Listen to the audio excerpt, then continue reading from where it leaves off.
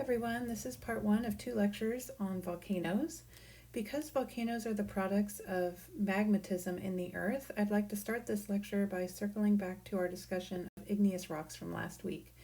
You'll recall that we categorize igneous rocks based on mainly their texture and their composition.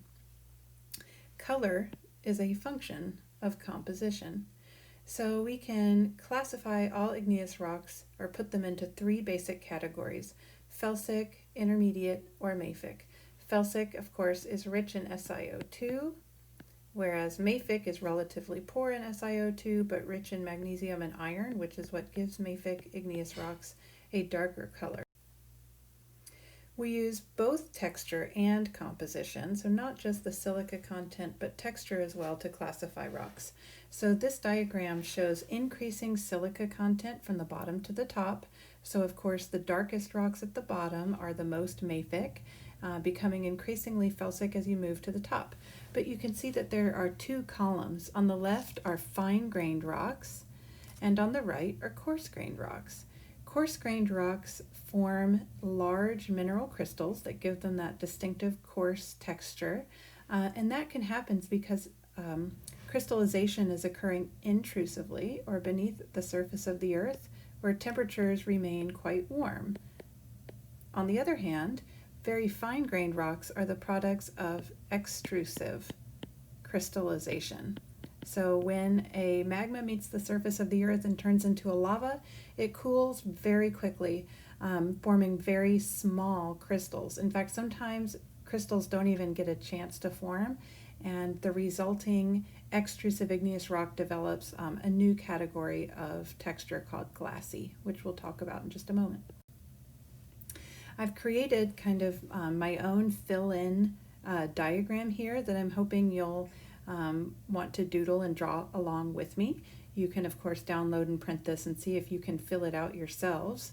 Hopefully, if you've studied the figure that we looked at on the previous page or on the previous slide, you'll have no trouble filling this in. So you would know that a dark in color, low silica, because this arrow shows amount of silica going up and we're down here at the bottom. So dark in color, low silica, and also fine-grained, meaning extrusive. We would call that volcanic igneous rock basalt. A very felsic, fine-grained igneous rock would be called a rhyolite. Its equivalent in the interior of the earth is the very famous granite. And then we've got this intermediate category. So this not super felsic, not super mafic, intermediate extrusive igneous rocks are called andesites, and the intrusive variety are diorites.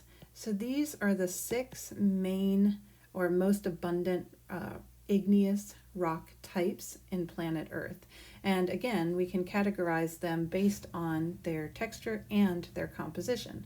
And we know that granites and rhyolites have more silica than do basalts and gabbros.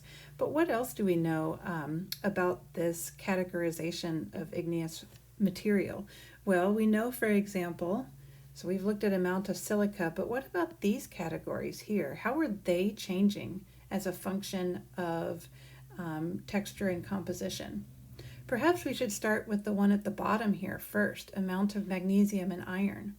So we know that if silica is increasing, those elements, magnesium and iron, are decreasing. And of course, the opposite is true. So magnesium and iron are increasing towards the bottom of this diagram. So mafic material is rich in magnesium and iron. What about viscosity of magma? So viscosity increases with SiO2. So the more silica you have, the higher the viscosity. So I'm going to draw a viscosity arrow like so. So a magma that has a composition that is similar to granite that forms, so a granitic magma composition would be very viscous, whereas a basaltic composition would be very runny or non-viscous. What about temperature? Temperature increases toward more mafic compositions. So lavas or magmas that are basaltic or gabbroic in composition are higher in temperature than are felsic or silica-rich magmas. And lastly, density, we can draw an arrow going down like this because, of course, magmas and lavas that are rich in magnesium and iron will crystallize to form extrusive or intrusive igneous rocks that are also rich in magnesium and iron, and those will be denser than their felsic counterparts. So I want you to, study this, make sure that you understand the relationships between viscosity, density, temperature, and composition, and how they all relate in the igneous realm. This is just kind of a cheat sheet for you that's a little bit less sloppy that I've included in the lecture notes for you today.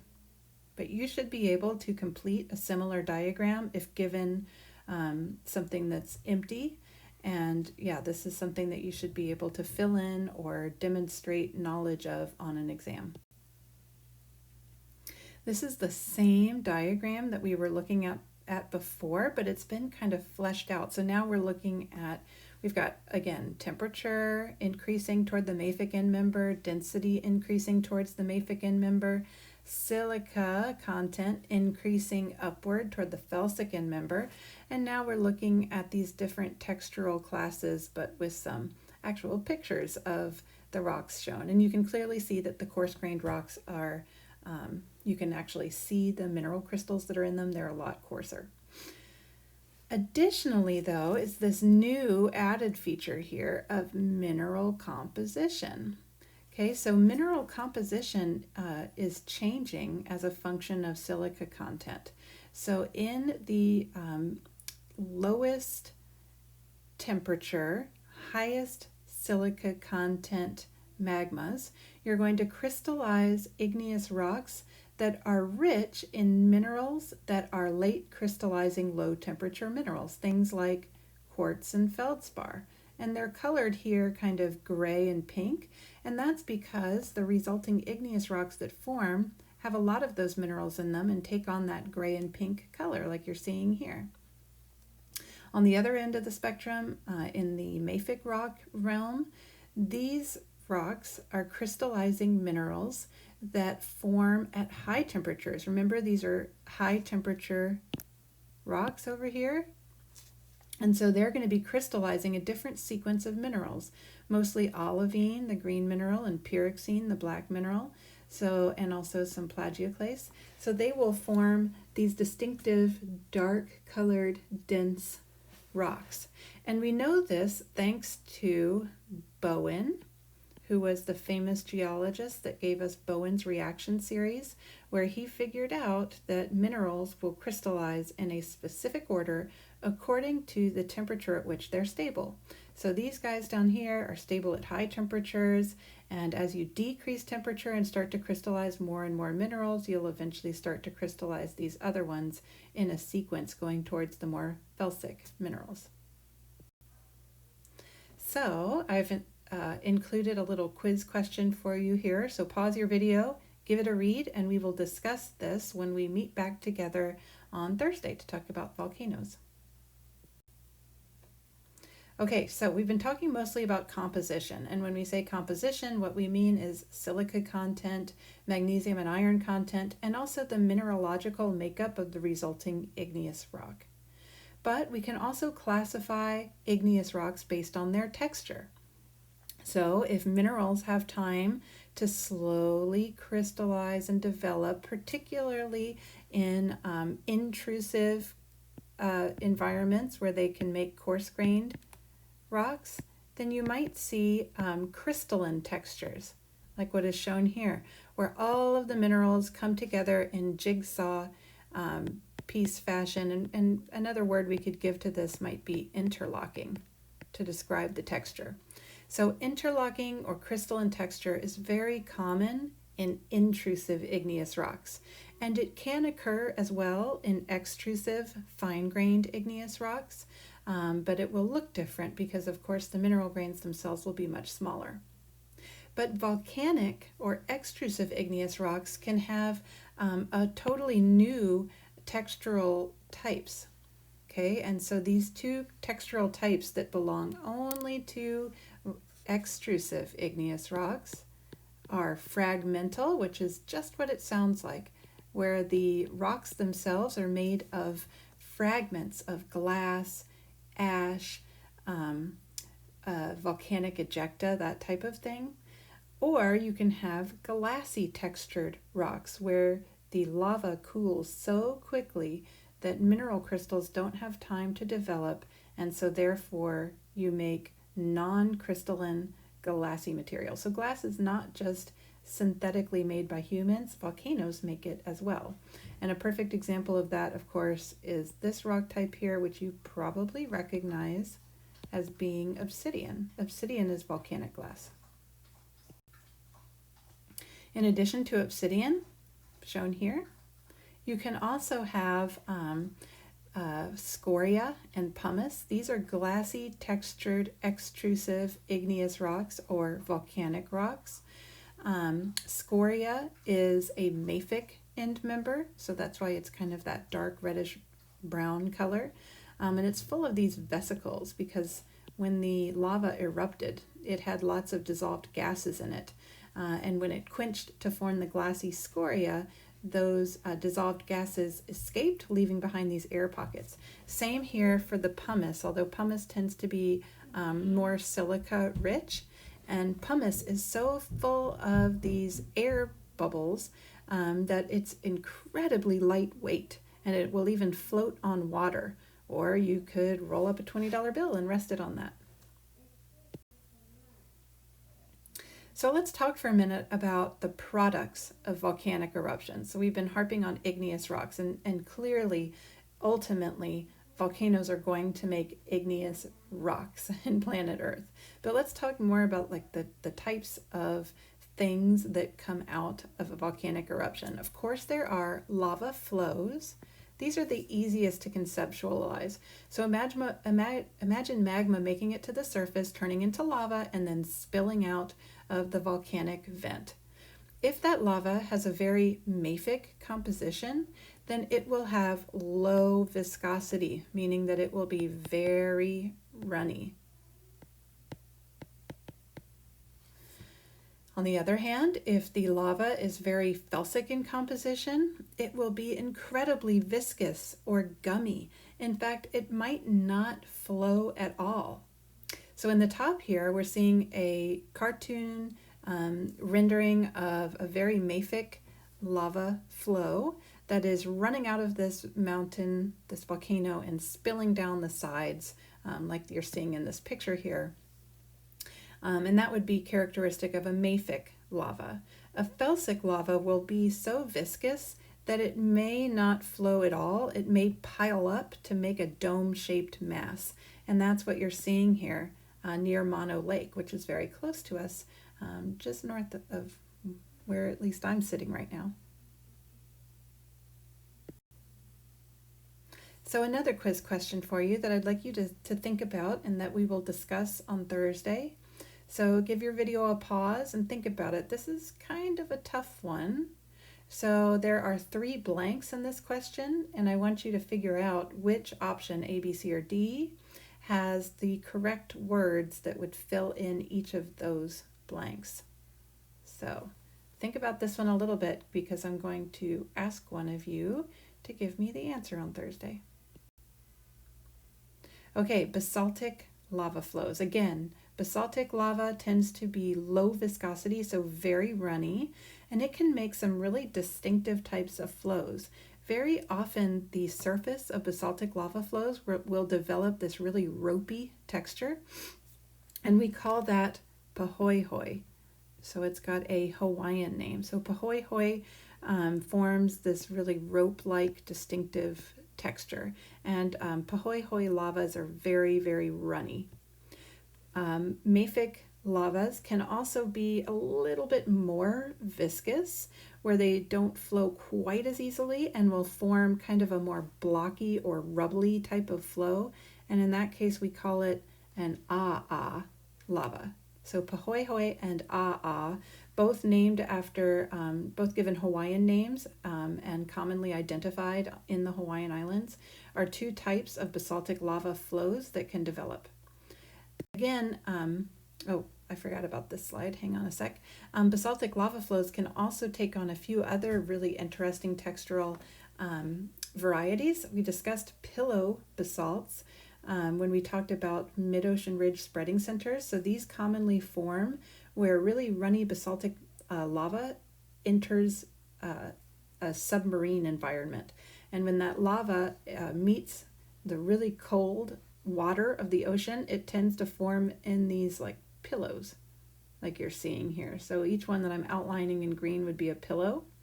And you can see that pillow structure preserved in these basalts in Oregon. So if you were a geologist out exploring this part of Oregon and you saw these real distinctive pillows, you would know, aha, I am standing on basalts that must have formed at some point in the geologic past underwater and that are now exposed today, of course, above water for me to be walking on. Basalt can also form these really distinctive columnar features. Probably most famous that you guys have heard of is the Devil's Post Pile. That's what this picture is of. These are all basalt columns. And if you were to walk around on the top of these columns, you would see this really cool like hexagonal pattern that the columns make.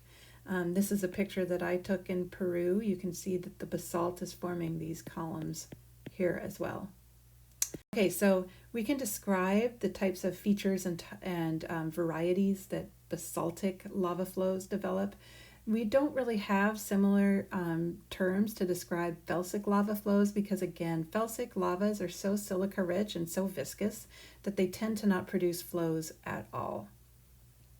In addition to lava flows, when a volcano erupts, it doesn't just make runny sheets of lava. There are other volcanic products that are extruded during eruptions, namely pyroclastic debris.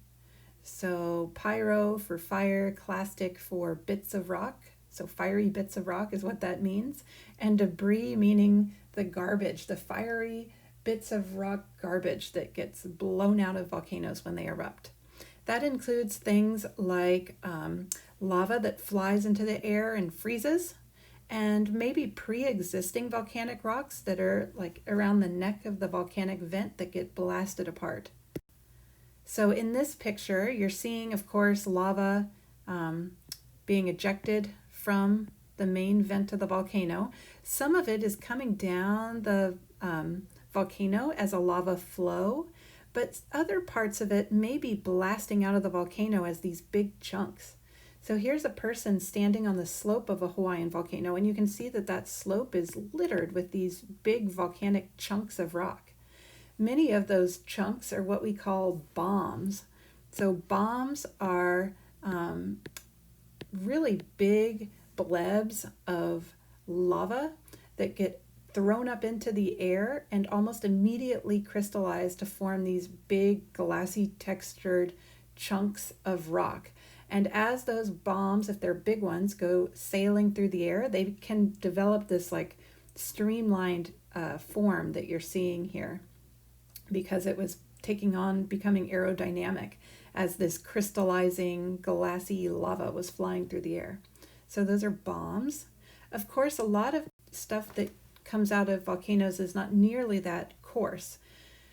And when you have big felsic to intermediate style eruptions, volcanic eruptions, much of what gets produced is not lava flow, but rather this huge billowing cloud of ash and gas.